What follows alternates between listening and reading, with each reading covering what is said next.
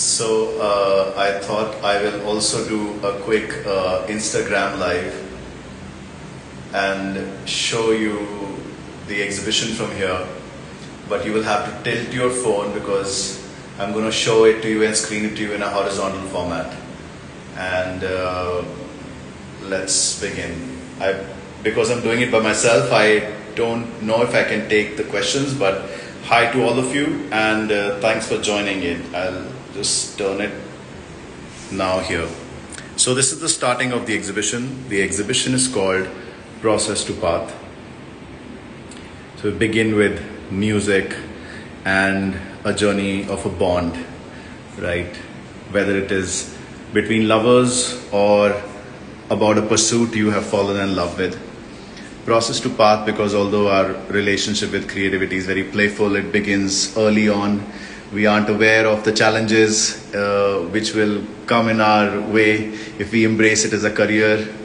But slowly, as years go by, we engage with it more and more, learning through that about the world. So sometimes our hobbies and creative pursuits transform into what we can call a certain way of life. Let's call it a path here.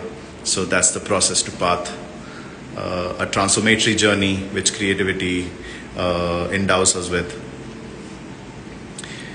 And we enter the exhibit,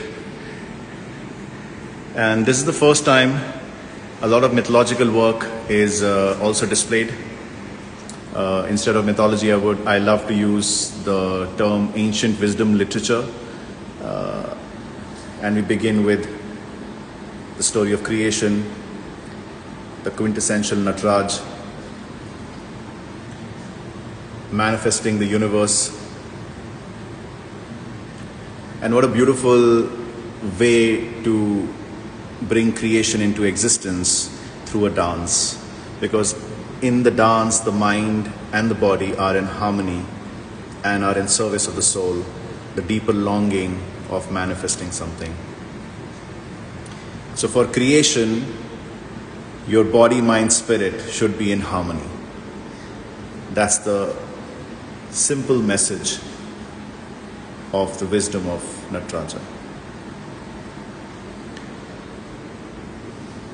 We move here to the Mahakali, the Great Mother, but in the quietness of the rain, Krishna contemplates about the nature of the world.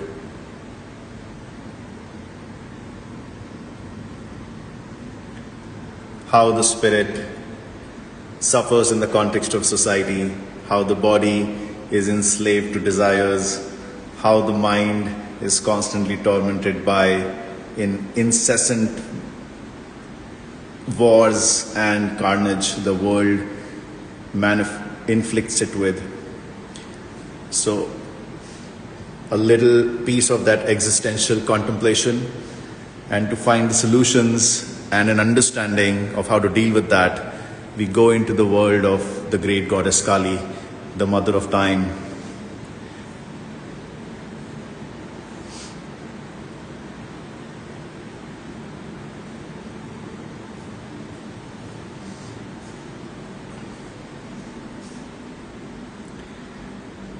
We take a journey into the places of the mind we dare not go.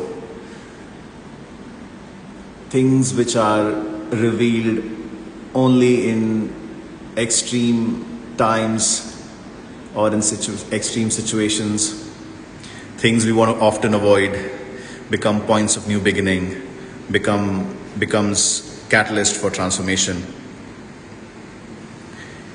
In her world, light and dark are one.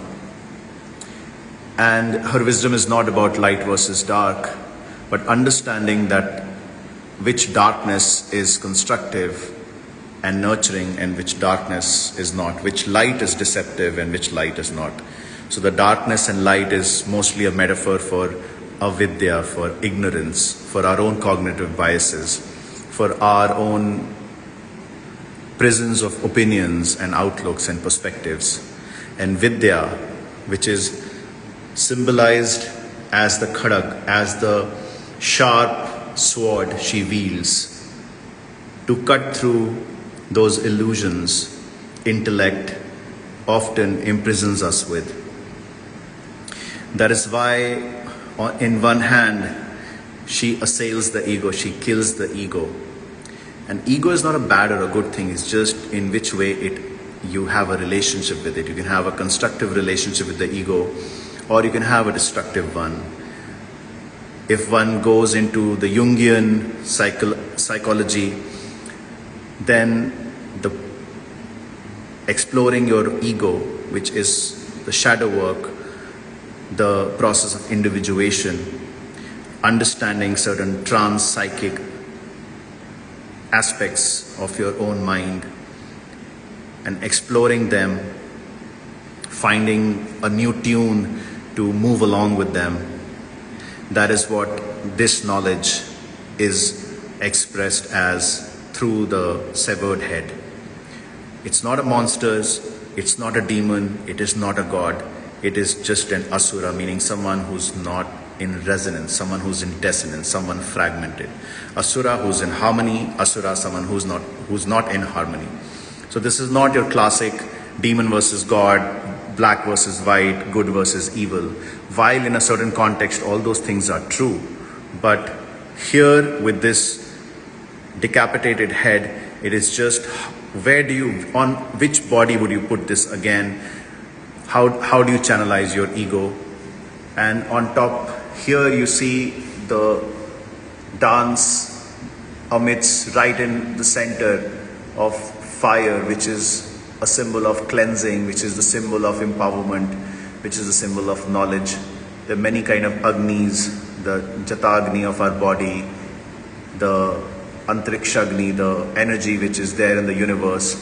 And the idea is to explore that Vijnana, that science. The snakes, the guardians, the philosophers, in her realm, the reptiles, the snakes are embraced as philosophers, as bridges between the subconscious and the conscious aspects of the mind.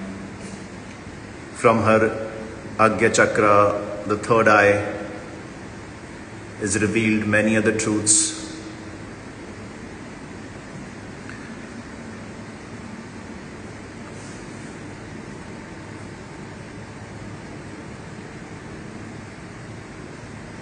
All these various beings, aspects which live within the landscape of our mind are meditating. Some are riding the dragons. Dragon is a symbol which is created by putting together the hunter and the prey, the rat and the snake, sky and water. So they represent harmony between two or more elements or ideas. We call them prachetas, or we call them yalis. In this painting also, these creatures, they are symbolic of certain phenomena of the mind. The fears and the so to speak monsters which are now playing the instrument as the source, as the creation is meeting the source.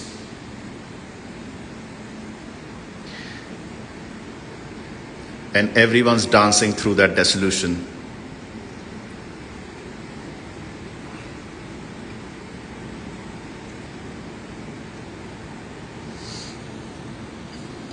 This piece was created in Europe, in Hungary, in this beautiful location and festival called Azora. While people were dancing around to trance music, families, children, and celebrating a certain form of spiritual liberation. Extremely apt around the Great Mother, because she encourages us to embrace the truth in its totality, not just birth, youth and eternal youth, but transcend those two things and get to decay and death and rebirth. And if not the Great Mother, who will tell us these terrifying truths? That is why when we go into her realm, we must be ready to be dismantled, that our ways would be broken and our opinions will come to death. Many other things as fictions we create about ourselves will come to its closure. And as we journey to her center, her heart is open, radiating the wisdom which will help us reconstruct ourselves. This is the scale of the work, just giving you a glimpse of how big the piece is.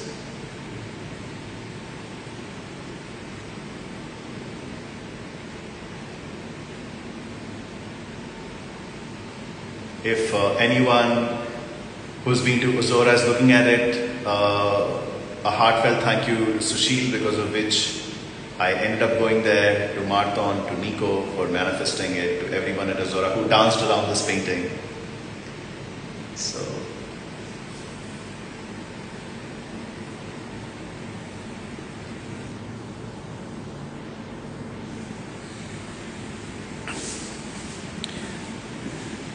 So from this work, we come down to the other half of the exhibition. And the other half is dedicated to a new story, a mythology done to celebrate nature, a new narrative created to celebrate the magic of the elephants. This is the Tiger Yogi Kesari, a character, a seeker from the world of Medini. And the origin story of Kesari is that he was asked to be a god. He was given the offer to become a god, but instead he chose to go to worlds where even gods aren't allowed, and he took that instead of being a god, so he can go and get the lost ancient songs of the earth.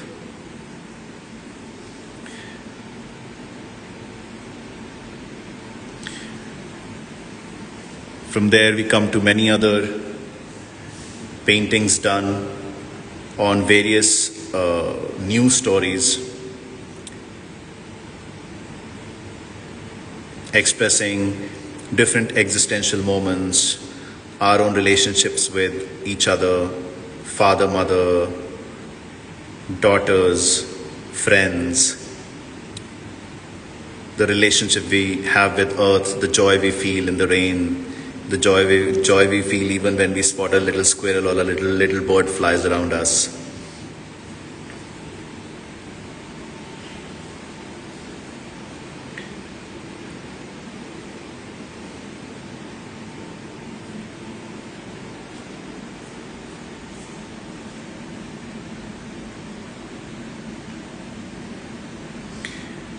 These are the spirit elephants circling around the mother tree. She's here and she's teaching them the ways of the forest.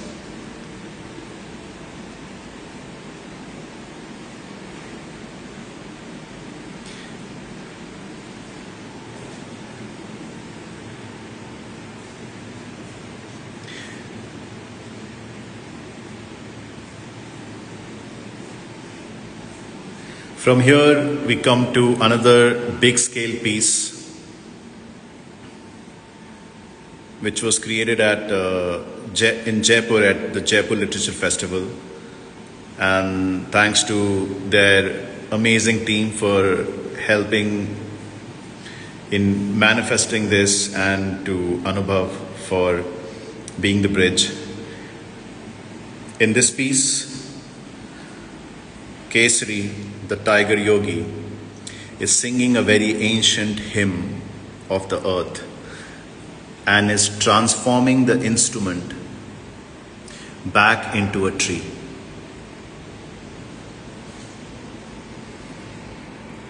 Because we take everything from nature and we truly don't have the power of giving and offering anything back to it. So here he's transforming the instrument which we make from the trees back into its original form.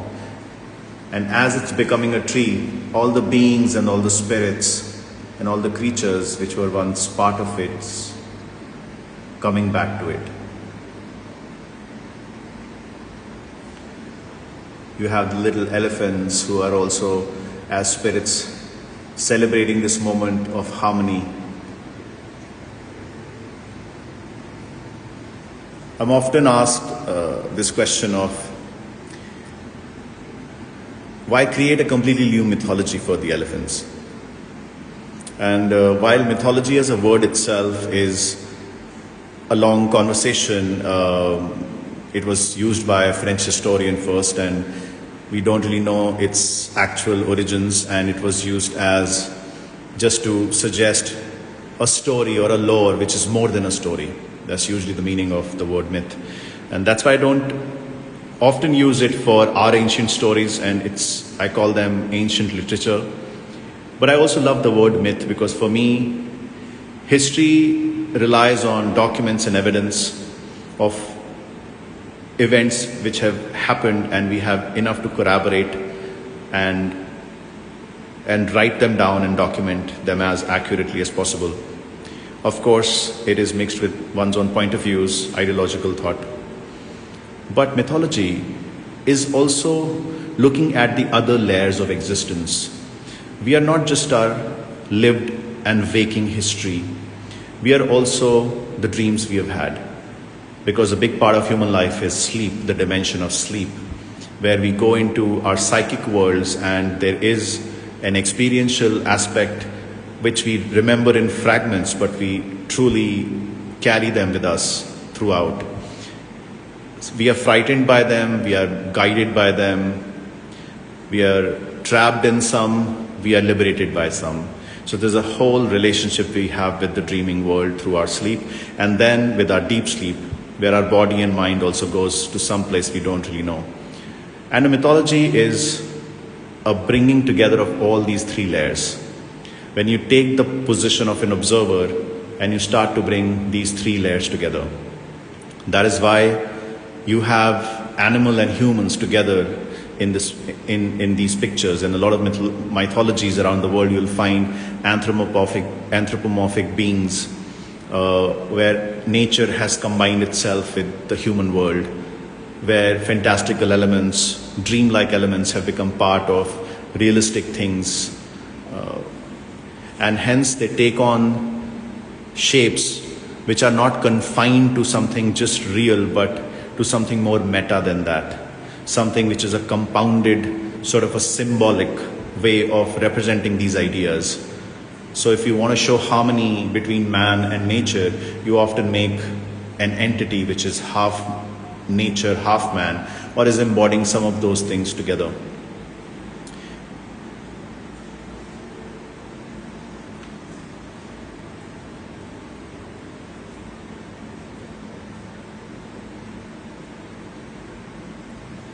There's a lot of calmness which I've tried to evoke through this piece, because I feel there are very few places where you can get and receive that shanti, that peace, that tranquilness, equanimity. And when you stand in front of this piece, you sort of become part of the inner worlds of these mother elephants, the cosmic wise elephants, which are coming and helping Kesari sing that ancient song of the earth.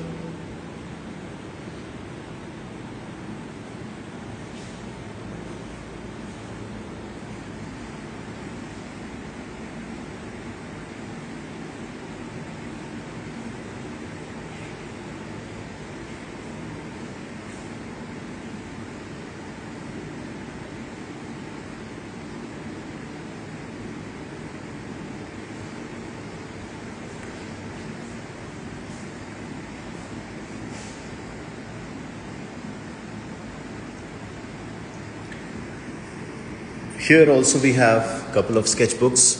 I'm going to show you a glimpse of all of them.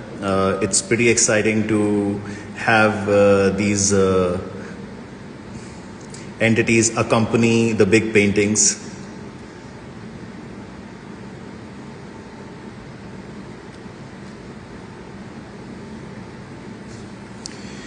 This is an interesting one because I think starts from the elephant center.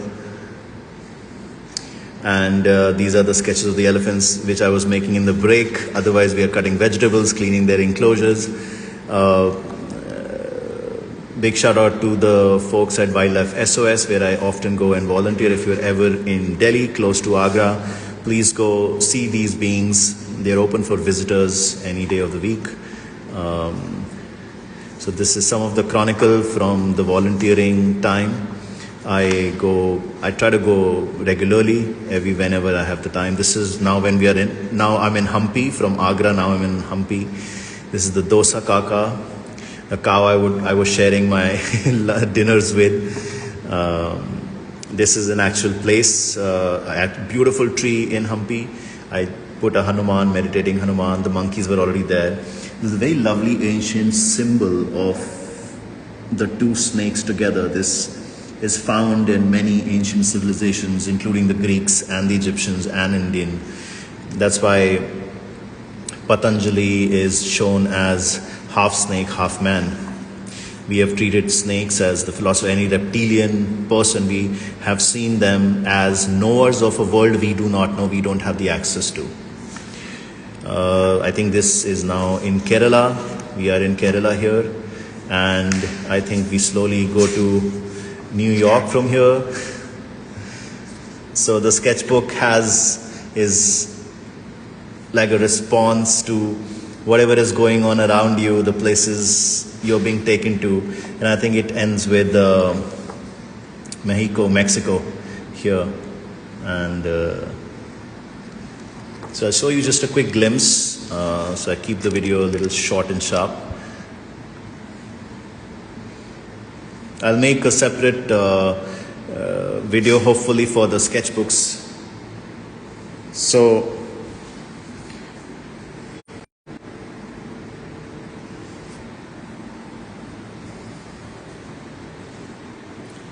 these are some small works, and I'm going to just show these quickly to you. Of course, there are stories behind all of them, and it'll take hours to take each of these paintings and tell you what went behind them, but I would rather leave that up to you.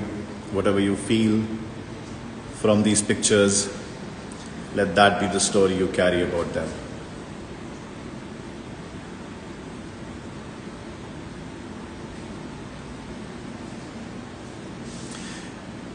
This was also for the very first time in India, my work on mythological stories was exhibited. I've been working on these ancient stories for the longest time. Because I think an apple becomes bad in a few days, a building after a few years becomes dilapidated, even a civilization goes away, but somehow these stories have been around for the longest time. Some people in history injured these stories, some people in history preserved these stories. They carry all these wounds, they carry these traumas. So when you reclaim it in the creative space, when you reclaim it as a seeker, you are agreeing upon healing them, and in that process be healed by them too. I know a lot of these stories. Every story actually is infected or is implicit in some socio-political thing. But if you're moved by a story and you truly, earnestly enter its dimension, it will speak through you in a way which probably was part of its original aura.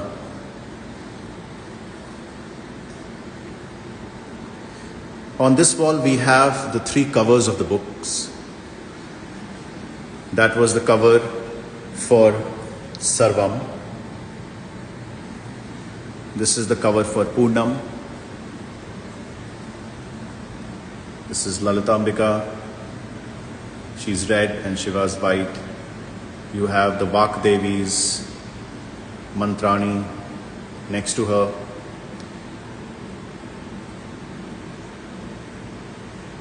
At some point I would definitely do a much longer session on just Tantra and the arts.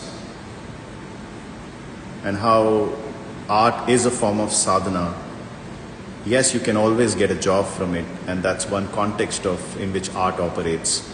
But how and why it is a sadhana, and why everyone should use creativity as a relationship to keep some cognition going, and why it is good for your neuroplasticity, something like that I would love to do. And a lot of these concepts of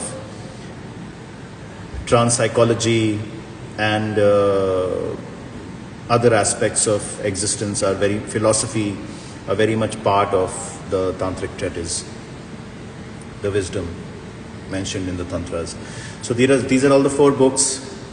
Some more sketchbooks here. As I said, I'm gonna show you just a quick glimpses of it, and probably do a video of their individual things again at some point.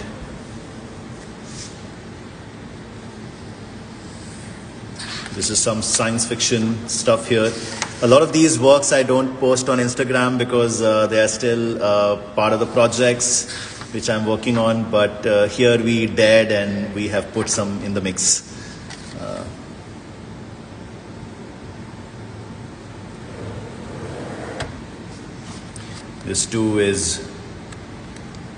This whole sketchbook is explorations for the hymns of Medni world.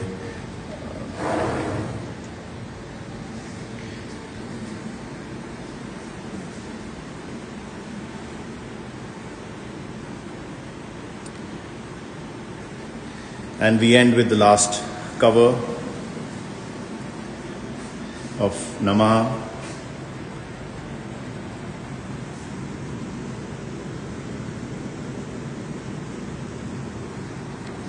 The idea behind the work was that if you love Shiva, you will clean the oceans like him, you'll clean the rivers like him. There's a running ecological intent throughout all the works. Does not matter if they're based on ancient stories, travel sketches, or the new stories on the elephant. There's a great intention to bring one closer, to explore nature in one way or another. And although there's something very profound about creativity and the knowledge we explore, without seva, without service, without an actual contribution to something real, no knowledge and no creativity truly gets internalized. And that should always be the forefront of our creative intention, to have a sense of service and seva lead the way for jnana and for that bhakti, that devotion, which is creativity in some sense. So with that thought, I will leave you guys, and apologies I could not see any of the questions or the comments, and I'll probably just do a session right after this so we can just interact and talk. Thank you to Ojas Art for really making this show happen. It's really incredible that they took their chances to showcase both these works, and thanks to Anubhav. Without him, this really wouldn't be possible. Thanks to Poonji, and thanks to all of you who came and visited this exhibition.